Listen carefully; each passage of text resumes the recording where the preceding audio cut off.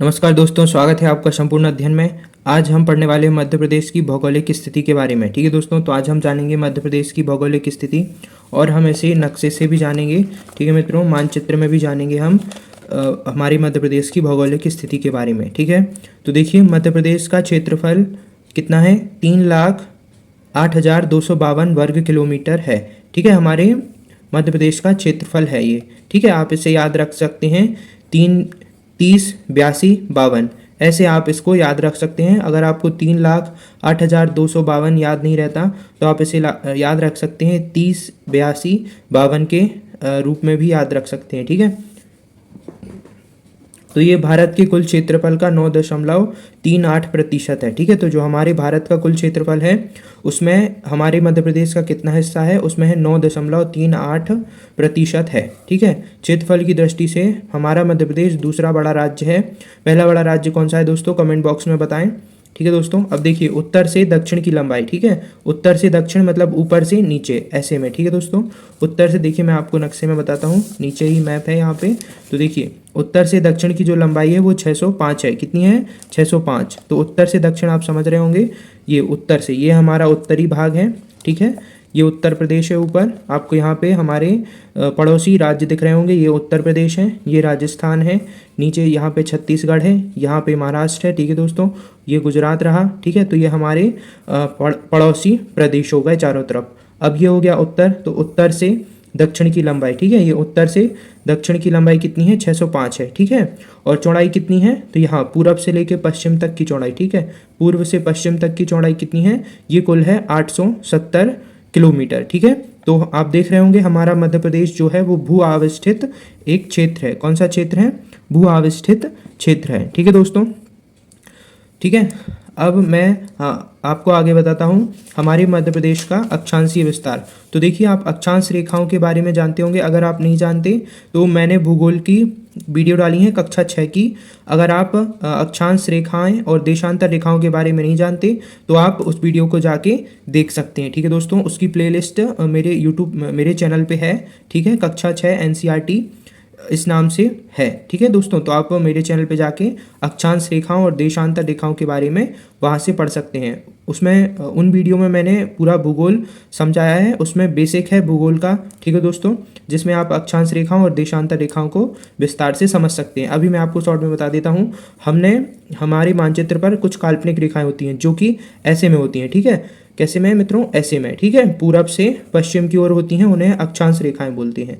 और जो उत्तर से दक्षिण की ओर होती हैं उन्हें हम देशांतर रेखाएं बोलते हैं। ठीक है, तो जो खड़े में होती हैं, ऐसे खड़े में, ठीक है दोस्तों, ऐसे खड़े में होती हैं उनको बोलते हैं देशांतर रेखा, और जो आड़े में होती हैं उन्हें हम बोलते हैं अक्षांश रेखा। ठीक है, तो आशा करता हूँ आप समझ गए होंगे। तो हमारे प्रदेश का जो अक्षांशीय विस्तार है, ठीक है, हमारे प्रदेश का जो अक्षांशीय विस्तार है वो 21 डिग्री 6 अंश 21 डिग्री 6 अंश से लेके 26 डिग्री 30 अंश है। ठीक है मित्रों, कितना है, 21 डिग्री 6 अंश से लेके 26 डिग्री 30 अंश उत्तरी अक्षांश है। ठीक है, और देशांतरीय विस्तार कितना है, देशांतरीय विस्तार है 74 डिग्री 9 अंश से लेके 82 डिग्री 48 अंश पूर्वी देशांतर। ठीक है दोस्तों, देखिए भौगोलिक स्थिति के हिसाब से हमारा मध्य प्रदेश किस गोलार्ध में आता है, उत्तरी गोलार्ध में। ठीक है मित्रों, अगर हम उत्तर और दक्षिणी गोलार्ध की बात करें तो हमारा मध्य प्रदेश उत्तरी गोलार्ध में आता है। ठीक है, और देशांतर के रूप में बात करें तो हमारा जो मध्य प्रदेश है वो पूर्वी देशांतर में आता है, क्योंकि जो हमारे भारत की स्थिति है,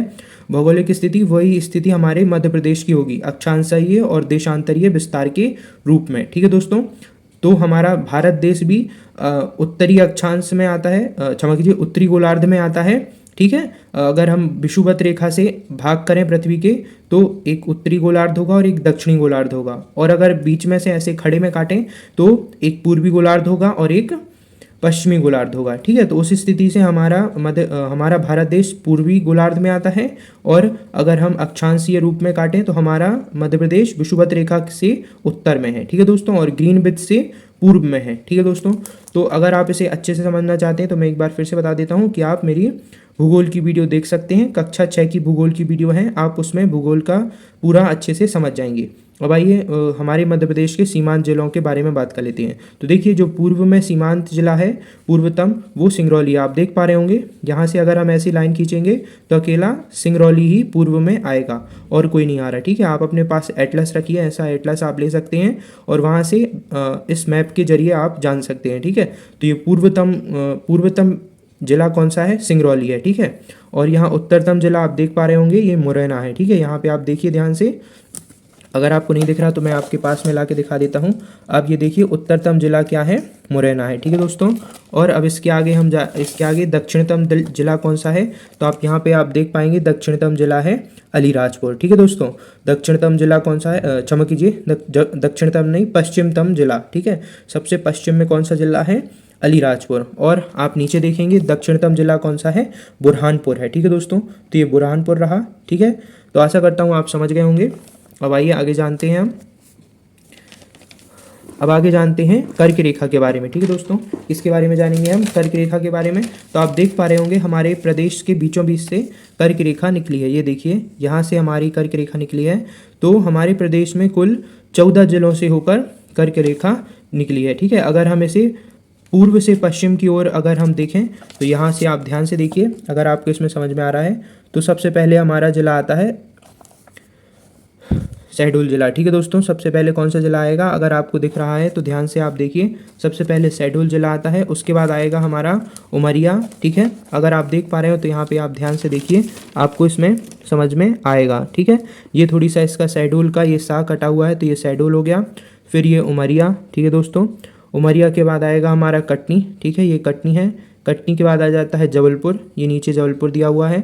फिर आ जाता है दमोह। ठीक है दोस्तों, दमोह के बाद आ जाता है हमारा सागर। ठीक है, सागर के बाद आता है रायसेन, ये दिया हुआ है रायसेन। फिर उसके बाद विदिशा आता है। फिर भोपाल आता है, आप देख पा रहे होंगे, ध्यान से देखिए, भोपाल आता है। फिर उसके बाद सीहोर आता है, यहाँ कहीं पे सीहोर दिया होगा, ये थोड़ी सा इसमें थोड़ी सा ज़्यादा डीप में दिया, यहाँ हाँ मित्रों ये दिया नीचे सीहोर। फिर उसके बाद में आ जाता है राजगढ़। ठीक है दोस्तों, तो आप देखते चलिए, आपको दिख रहा होगा ये है राजगढ़। फिर इसके बाद में राजगढ़ के बाद में आता है आगर, फिर उज्जैन और फिर सबसे आखिरी में आता है रतलाम। ठीक है, तो ये हमारी कर्क रेखा हो गई। ठीक है दोस्तों, तो आशा करता हूँ आप समझ गए होंगे इसके बारे में। ठीक है, अब आइए आगे जानते हैं। कर्क रेखा आप समझ गए होंगे। आप यहाँ पे फिर से एक बार देख सकते हैं 14 जिलों की, ये मैंने इधर पे लिख के रखा हुआ है पूर्व से पश्चिम के क्रम में। शहडोल, उमरिया, कटनी, जबलपुर, दमोह, सागर, रायसेन, विदिशा, भोपाल, सीहोर, राजगढ़, आगर, उज्जैन, रतलाम। तो ये कुल 14 जिले हैं जो हमारी मध्य प्रदेश में, जिनके ऊपर से कर्क रेखा गुजरती है। ठीक है दोस्तों, देखिए भारत की जो मध्याह्न रेखा है 82 डिग्री 5 अंश, ठीक है, जो कि एक मानक समय है, वो हमारे एकमात्र जिला सिंगरौली से गुजरती है। ठीक है दोस्तों, तो जो मध्याह्न रेखा है जो कि हमारे देश का समय निर्धारित करती है। ठीक है दोस्तों, ये रेखा जो 82 डिग्री 5 अंश की रेखा है, ये हमारे देश का समय निर्धारित करती है। ठीक है, और ये हमारे एकमात्र जिले सिंगरौली से होकर गुजरती है। मध्य प्रदेश के पूर्वी और पश्चिमी भाग में लगभग 34 मिनट का अंतर है। ठीक है दोस्तों, कितने मिनट का अंतर है? 34 मिनट का अंतर है पूर्वी और पश्चिमी भाग में। ठीक है, तो इसका मतलब ये हुआ जैसे कि हमारे सिंगरौली में 1 बज रहा है। ठीक है, कहाँ पे? अगर हमारी सिंगरौली में 1 बज रहा है तो सिंगरौली हमारा पूर्वतम जिला है। ठीक है दोस्तों, सिंगरौली कौन सा जिला है? हमारा पूर्वतम जिला है। और पश्चिमतम जिला कौन सा है? पश्चिमतम जिला है हमारा अलीराजपुर। ठीक है दोस्तों, तो अगर सिंगरौली में 1 बज रहा है, ठीक है दोस्तों, कितना बज रहा है सिंगरौली में? 1, तो अलीराजपुर में 1:34 होंगे। ठीक है दोस्तों, तो इस प्रकार से हमारे पूर्वी और पश्चिमी भाग में 34 मिनट का अंतर है। ठीक है, अगर आप इस अंतर को अच्छे से समझना चाहते हैं कि कैसे इसमें अंतर आता है, तो मैं आपको फिर से एक बार सलाह दूंगा कि आप मेरी भूगोल की वीडियो ज़रूर देखें, उसमें मैंने अच्छे से समझाया है इन सारी चीज़ों को। ठीक है, अब हम जानते हैं मध्य प्रदेश के प्रमुख बिंदुओं के बारे में। ठीक है, अब देखिए हमारा मध्य प्रदेश भारत के मध्य में स्थित है। ठीक है, तो इसलिए जितने भी मध्य बिंदु हैं तो सारे हमारे मध्य प्रदेश में मध्य बिंदु हैं। तो देखिए पृथ्वी का केंद्रीय बिंदु कहाँ है? मंगलनाथ उज्जैन में है। ठीक है, पृथ्वी का केंद्रीय बिंदु कहाँ है? मंगलनाथ उज्जैन में है। फिर अखंड भारत का केंद्रीय बिंदु बरसाली बैतूल। ठीक है, अखंड भारत का केंद्रीय बिंदु से मतलब है जब हमारा बंटवारा नहीं हुआ था। ठीक है, पाकिस्तान और भारत अलग अलग नहीं हुए थे उस समय केंद्रीय बिंदु कौन सा था, बरसाली बैतूल था। और अविभक्त भारत का केंद्रीय बिंदु क्या था, करौंदी था। ठीक है दोस्तों, क्या था, करौंदी कटनी। अभी हम इसके बारे में कुछ और जानकारी भी जानेंगे। वर्तमान भारत का केंद्रीय बिंदु कौन है, विदिशा है। ठीक है, और मध्य प्रदेश का केंद्रीय बिंदु क्या है वर्तमान में, सागर।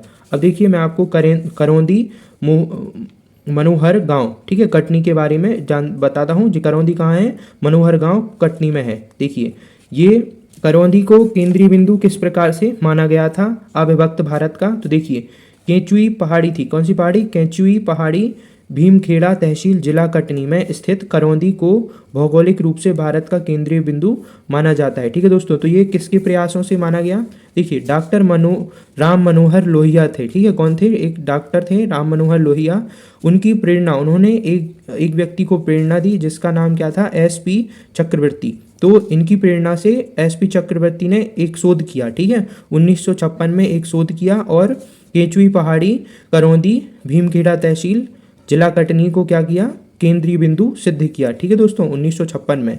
तो फिर इन्होंने इतना प्रयास किया तो इसलिए इस करौंदी का नामकरण किस प्रकार से, राम मनोहर लोहिया के नाम पर कर दिया गया। ठीक है दोस्तों,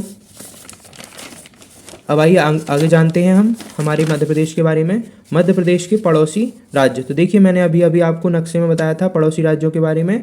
तो हमारे पड़ोसी राज्य कौन कौन से, राजस्थान, उत्तर प्रदेश, छत्तीसगढ़, महाराष्ट्र और गुजरात। ठीक है, तो ये हमारे पड़ोसी राज्य हैं। ठीक है, अब भौगोलिक विभाजन, तो हमारे प्रदेश का 3 बौद्धिक प्रदेशों में विभाजित किया गया है। ठीक है, हमारे प्रदेश को कितने, 3 बौद्धिक प्रदेशों में विभक्त किया गया है।